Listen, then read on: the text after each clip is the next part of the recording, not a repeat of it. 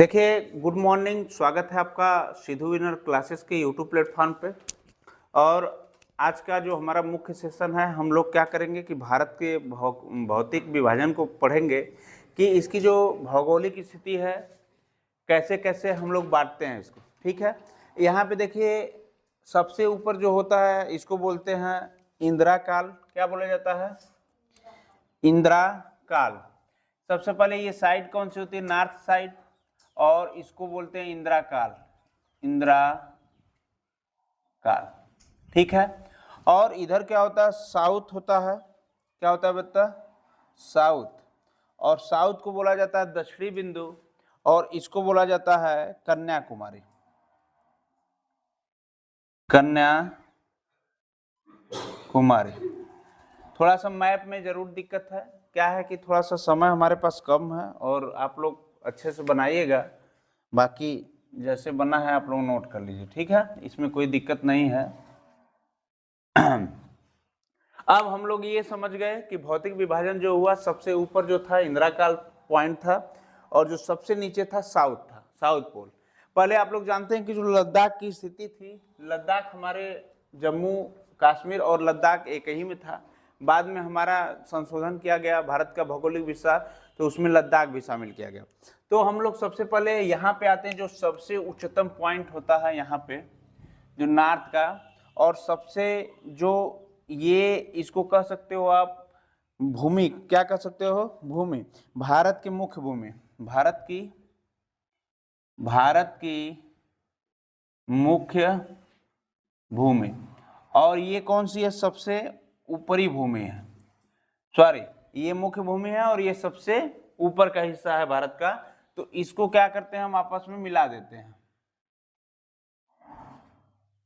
इसको आपस में मिला देते हैं, ठीक है। अब ये जो रेखा मिली हुई है, ये कितने किलोमीटर की है? तो आप बताइएगा। 3214, मतलब 3214 किलोमीटर की है ये जो रेखा पूरी है, यहां से यहां तक, ठीक है। नॉर्थ से साउथ, ठीक है। इंदिरा काल से, इंदिरा पॉइंट से कन्याकुमारी तक जो दूरी है 3214 किलोमीटर है, ठीक है। अब हम बात करेंगे पश्चिम बिंदु। यहां होता है गुजरात। ये गुजरात का क्षेत्र है। कौन सा? गुजरात का।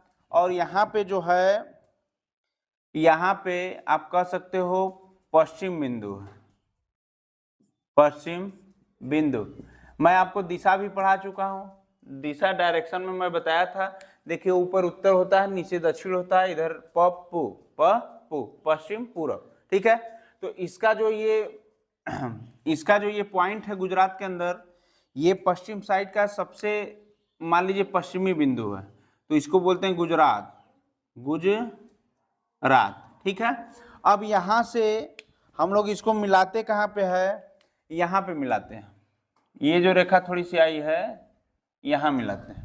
तो यहाँ से पॉइंट जाती है, और यहाँ क्या होती है? मिल जाती है। बात समझ रहे होगे? यहाँ जाके मिल जाती है। और इस पॉइंट को बोला जाता है, जहां मिलती है, की बिधु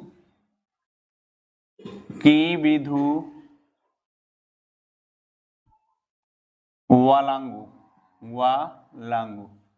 ठीक है। वालांगू ये पूर्वी बिंदु होता है, पूर्वी बिंदु। आप लोग गए होंगे वहां पे, असम, गुवाहाटी, रंगापाड़ा, ठीक है। नॉर्थ साइड का सबसे जो आखिरी हिस्सा में पड़ता है रंगापाड़ा स्टेशन है, ठीक है। तो ये यहाँ पर हो गया। और आगे हम लोग जब बढ़ेंगे तो इसकी दूरी पूछता है कि पश्चिम से पूर्व की दूरी कितनी होती है। तो आप बताइएगा 29-33 किलोमीटर। ये जो दूरी होती है 29-33 किलोमीटर, 2933 किलोमीटर। नॉर्थ से साउथ 3214 किलोमीटर, और पश्चिम से पूर्व 29-33 किलोमीटर, ठीक है। अब आगे बढ़ते हैं हम लोग। आगे बढ़ेंगे। ये कितने डिग्री है? 37 डिग्री। ये क्या है? नॉर्थ है। और अगर हम साउथ डिग्री पोल की बात करें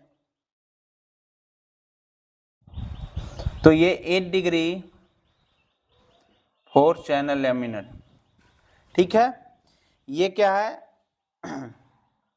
साउथ। अगर हम भारत के कुल भौगोलिक क्षेत्रफल की बात करें, पूरे भौगोलिक क्षेत्रफल की, तो आप जानते हैं कि पूरे भौगोलिक क्षेत्रफल निकालने के लिए मल्टीप्लाई करते हैं। तो अगर यहाँ पे बात होगी कुल भारत का क्षेत्रफल, कुल भारत का क्षेत्रफल, कुल भारत का क्षेत्रफल कितना होता है, तो ये होता है कुल भारत का क्षेत्रफल 3287 वर्ग किलोमीटर, वर्ग किलोमीटर तथा ये पूरे विश्व का,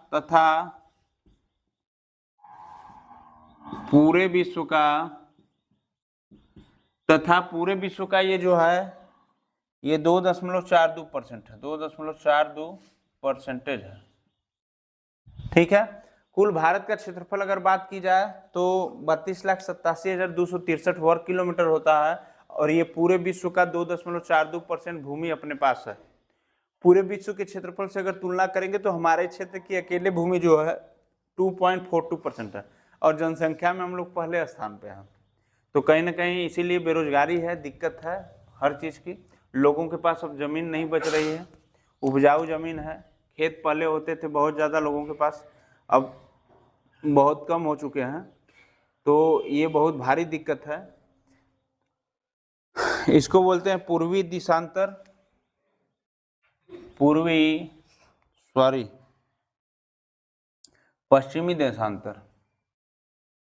पश्चिमी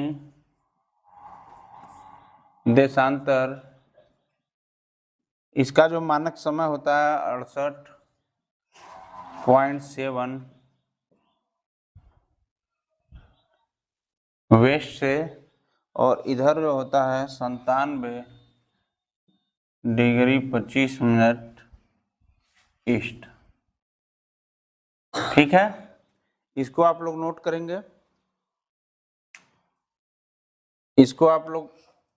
नोट करेंगे, एक चीज और होता है इसमें कि भारत का जो मानक समय रेखा है ये कहां से लिया गया, तो यहाँ पे नोट कर सकते हो एक ही बार में कि भारत का मानक समय रेखा, भारत का मानक समय रेखा लंदन ग्रीनविच,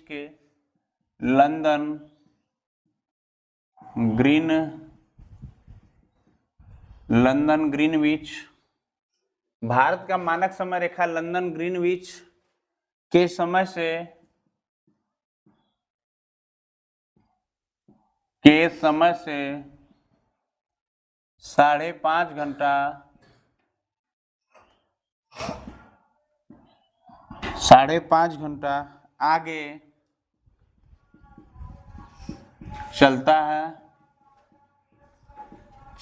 आपसे पूछा जाएगा कि भारत का समय कहाँ से भारत में चलता है, तो भारत का समय लिया जाता है प्रयागराज के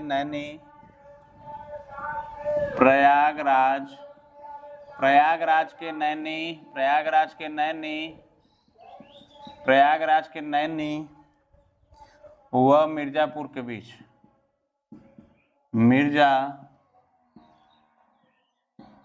के बीच। ठीक है, इसको नोट कीजिए।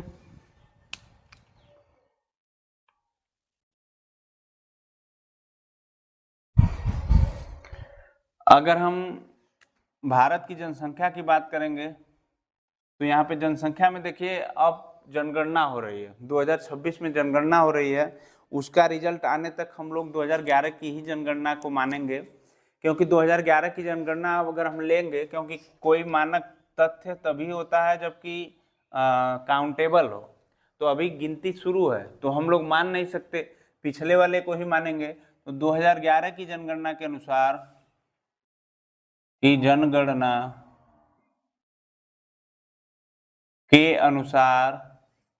2011 की जनगणना के अनुसार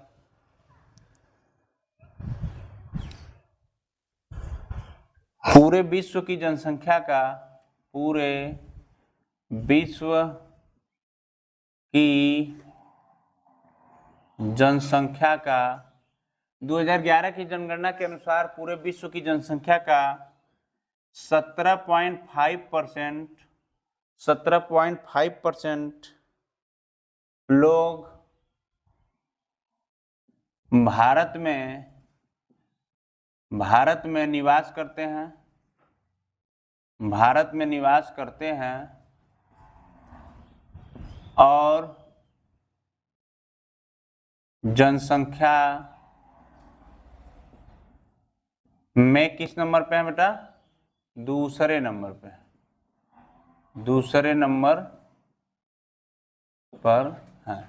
लेकिन ये डाटा जो है, ये डाटा अभी सामने आया है कि भारत की जो जनसंख्या है पूरे विश्व में पहले स्थान पे हो चुकी है।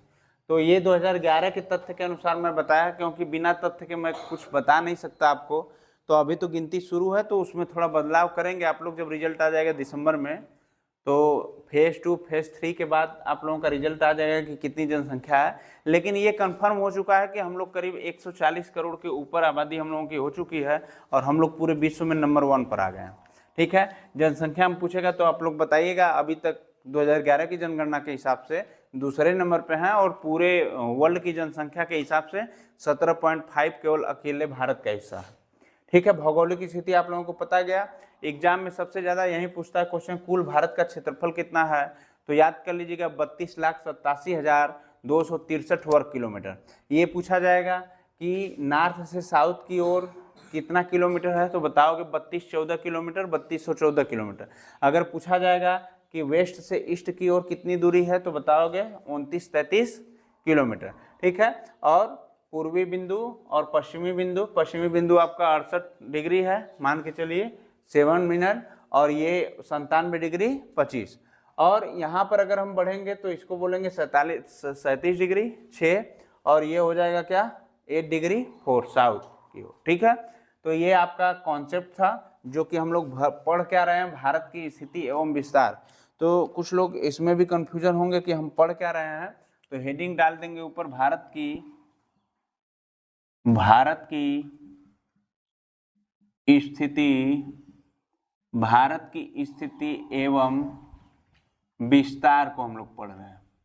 ठीक है, तो ये आप हेडिंग दे लीजिएगा। उसके बाद आप लोग चित्र बनाइएगा, और जैसे लिखा है वैसे लिखेंगे, तो लिखने की जरूरत बहुत अधिक नहीं पड़ेगी, आप लोगों को ज़्यादा से ज़्यादा समझ में आ जाएगा। ठीक है, नोट कीजिए।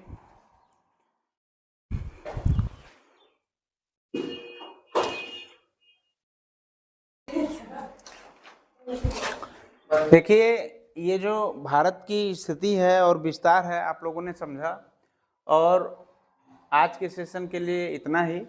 आपका बहुत बहुत धन्यवाद। हम उम्मीद करते हैं कि आपको बहुत ही अच्छे से समझ में आया होगा। आप लाइक ज़रूर करेंगे और कमेंट शेयर भी करेंगे।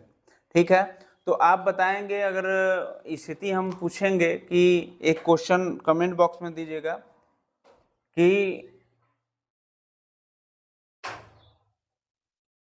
भारत